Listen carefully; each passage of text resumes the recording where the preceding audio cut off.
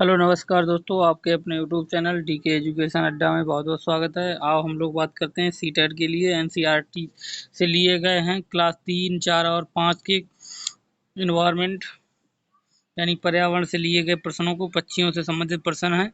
पक्षी कहाँ रहते हैं, कैसे घोंसला बनाते हैं, क्या क्या घोंसलों में यूज करते हैं। आओ सीटेट के लिए महत्वपूर्ण प्रश्न है यहाँ से सारे, कम से कम इस पेपर में 2 से 3 प्रश्न फंसेंगे अवश्य। ऑप्शन नंबर पहले, पक्षियों के बारे में हम लोग जानेंगे। यानी कलचिड़ी, यानी कि इसे कलचिड़ी को हिंदी इंडियन रोबिन भी कहते हैं। ये पत्थरों के बीच अपना घोंसला बनाता है जिसमें घास होती है। घोंसले के ऊपर टहनियाँ, जड़ें और ऊन, बाल, रुई और बिछा होता है। अगले की तरफ चलते हैं। अगला पक्षी है कौवा। यानी कौवा क्या करता है, घोंसले में लोहे के तार, लकड़ी की शाखा। कोयल कौवे के घोंसले में अंडे देती है, जबकि कोयल का अपना कोई घोंसला नहीं होता है। अगले पक्षी की तरफ चलते हैं।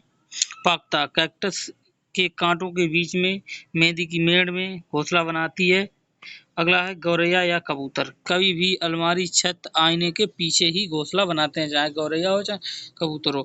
बसंत गौरी पेड़ के तने में छेद बनाकर अंडे रखती है। अगला है दर्जन चिड़िया। पत्तों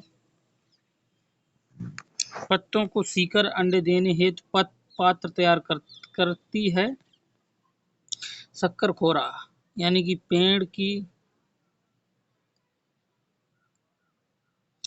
पेड़ झाड़ी पर लटकता घोंसला बाल, रुई, छाल, कपड़े आदि से तैयार किया जाता है। और अगले देखते हैं बीवर पक्षी। बीवर पक्षी क्या करता है, ये नर बीवर अपने घोंसले बनाते हैं। मादा बीवर क्या करती है, अंडे देने हेतु सही घोंसले का चुनाव करती है। यानी कि बीवर पक्षी जो है वो नर पक्षी होता है, वो ही घोंसला बनाता है, जबकि मादा बीवर पक्षी घोंसला नहीं बनाती है, लेकिन वो अंडे देने के लिए उसके बने हुए घोंसलों का चुनाव करती है। अगले पक्षी की तरफ चलते हैं। कोयल, यानी कोयल अपना घोंसला नहीं बनाती है, जबकि कौवे के घोंसले में अंडे देती है। अगले की तरफ चलते हैं। अगला पक्षी उल्लू। ये एक ऐसा पक्षी है जो अपनी गर्दन को लगभग 360 डिग्री तक घुमा सकता है और ये सूखे पेड़ों की सबसे ऊंची टहनियों पर घोंसला बनाता है। अगले की तरफ चलते हैं। अगले पक्षी मैना। यानी कि मैना क्या करती है, मैना सभी पक्षियों में एक ऐसी पक्षी है जो झटके से गर्दन को मोड़ लेती है। अगली तरफ जाते हैं। पक्षी इंपॉर्टेंट पूरे हो गए। अब क्या है, सांप।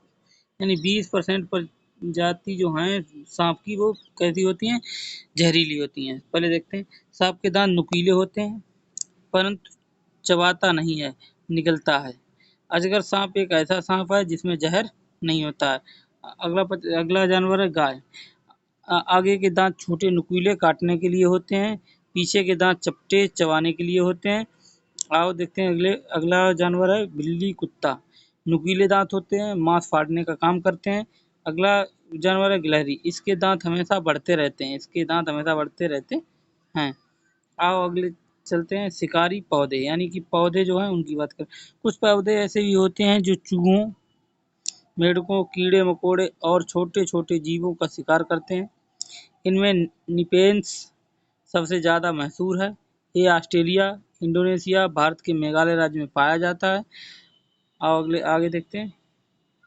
पौधे स्वयं भी अपने बीज को दूर छिटक देते हैं। सोयाबीन की कलियां पकड़कर सूख जाती हैं तो वह ये चिटक कर बिखरने लगती हैं। अगला देखते हैं मिर्ची। यानी हमारे देश में पुर्तगाल देश के व्यापारी दक्षिण अमेरिका से भारत लाए थे। अब अगला देखते हैं। कौन सी चीज कौन से देश से आई। दक्षिण अमेरिका से मिर्ची और टमाटर आई। अफ्रीका से कॉफी और भिंडी आई। यूरोप से गोभी और मटर आई। असम से चाय। चीन से सोयाबीन आई। और देसी यानी कि अपने यहाँ से, अपने देश के क्या क्या है, बैगन है, मूली है, सेम है, करेला है, आम है, संतरा है, बेर है, केला है, परवल है, टिंडा है, मेथी है, आज ये भारत के हैं। सर मीन्स होता है तालाब। आओ आगे हम देखते हैं, बात करते हैं अगले तालाब के बारे में। कह रहा है बावड़ी, यानी सीढ़ियां जमीन से नीचे कई मंजिल तक जा रही हैं। पानी ऊपर से खींचने के बजाय लोग खुद पानी तक पहुंच सकते हैं, इसलिए इस सीढ़ीदार कुआं को ही क्या कहते हैं, बावड़ी कहते हैं। अगला है तरुण भारत संघ नामक संस्था पानी का इंतजाम से जुड़ी है। अगला देखते हैं, यानी दौड़ी माई राजस्थान के अलवर जिले से एक गांव में रहती है। इन्होंने तरुण भारत संघ के साथ मिलकर अपने गांव में भी तालाब बनवाया है। अगला देखो मृत सागर, यानी मृत सागर क्या है? मृत सागर दुनिया का सबसे नमकीन सागर है। 1 लीटर में लगभग 300 ग्राम नमक है। इस सागर में हम तैर सकते हैं। अगला देखो डांडी यात्रा। डांडी यात्रा क्या थी?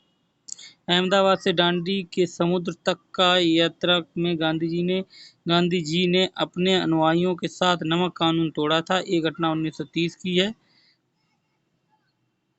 आगे देखते हैं, सिंकोना पेड़ की छाल मलेरिया की दवा बनाती है। सिंकोना पेड़ की छाल से मलेरिया की दवाई बनाई जाती है। अगले देखते हैं हीमोग्लोबिन। हीमोग्लोबिन नॉर्मल रेंज होती है 12 से 16 ग्राम डेसिबल में। और आयरन होता है गुड़, आंवला, हरी पत्तेदार सब्जियों में प्राप्त होता है। एवरेस्ट पर चढ़ने वाली प्रथम महिला बछेंद्री पाल थी। 23 मई 1984 को जो चढ़ी थी, जिसने फर्स्ट टाइम 89 मीटर ऊंची चोटी पर माउंट एवरेस्ट पर कदम रखा था। वहां पर उन्होंने 43 मिनट गुजारे थे। अब आगे देखते हैं गोलकुंडा क्या है। गोलकुंडा देखते हैं, गोलकुंडा के किले की बाहरी दीवार पर 87 बुर्ज हैं। कंकटीय हैं, राजवंश ने बनवाया था। कंकटीय राजवंश ने बनवाया था इसे। सन 1518 से 1687 में एक कुतुबशाही सुल्तानों ने राज किया था। अगले क्वेश्चन की तरफ चलते हैं। हैदराबाद के म्यूजियम में क्या है?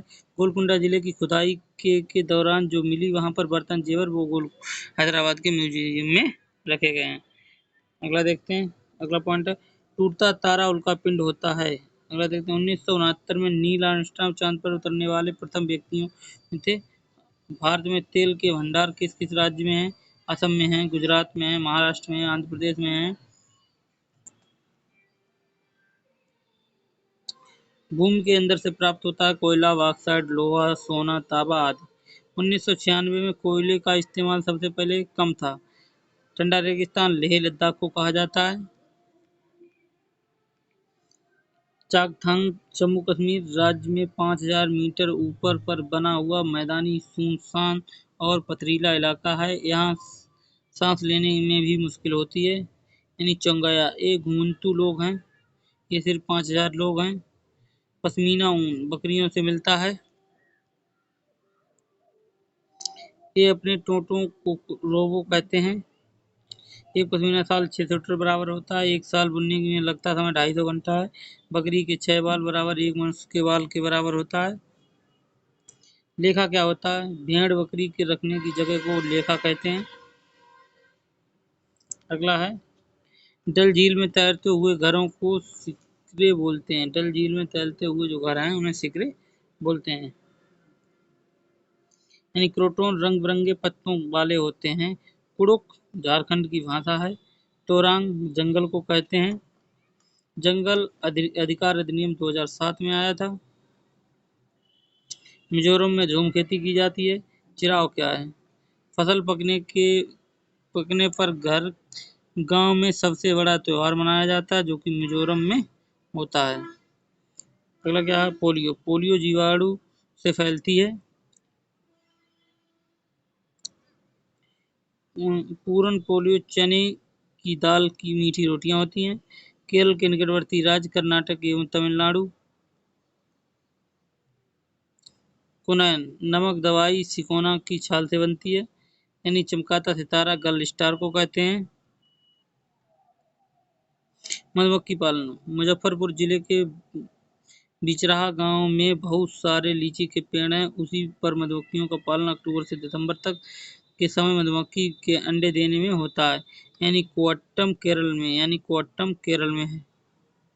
अगले देखते हैं गांधीधाम अहमदाबाद वलसाड गुजरात में है। कोझिकोड केरल राज्य में है।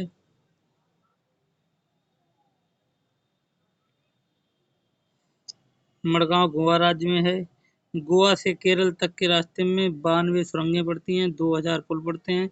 मलयालम तल्लीमिया अमूमिया में माँ की बड़ी बहन होती है। मौसी जमुमा माँ की माँ होती है, नानी को कहते हैं। आगे देखते हैं कुछ राज्य हैं और उनकी भाषा है।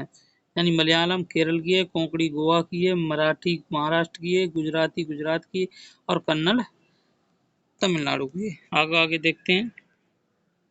यानी कबड्डी में 7-7 खिलाड़ी होते हैं और खो में 9 खिलाड़ी होते हैं। यानी मधुबनी चित्रकला, ये बहुत पुरानी चित्रकला है। ये बिहार राज्य के मधुबनी जिले से संबंधित होती है। अब आगे देखते हैं। उत्तर प्रदेश में कचनार के फूलों की सब्जी बनती है। केरल में केले के फूलों की सब्जी बनती है। महाराष्ट्र में सहजन के फूलों के पकौड़े बनते हैं। पेड़ पर लगने वाला फूल गुलमोहर और कदम का होता है। झाड़ियों पे गुलाब और बेला लगता है। बेल में चंपा और सतरानी के होते हैं फूल। पानी के पौधे होते हैं कमल और कुमुदिनी। सिर्फ रात में खिलते हैं रात रानी और हरसिंगार के फूल। दिन में होते हैं कमल, सूरजमुखी के फूल। जो किसी भी महीने में खिलते हैं उसे गेंदा फूल कहते हैं। जो साल भर खिले रहते हैं गुलाब और गुड़हल के फूल होते हैं। अगले देखते हैं। नालवाड़ा आंध्र प्रदेश में है। बाजार गांव महाराष्ट्र के वाटर पार्क में था। होलगुंडी गांव कर्नाटक में है।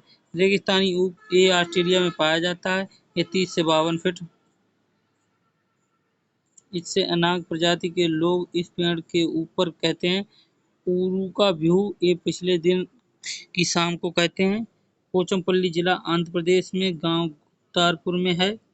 लद्दाख में आमाले को माँ कहते हैं, आवाले को पिताजी कहते हैं,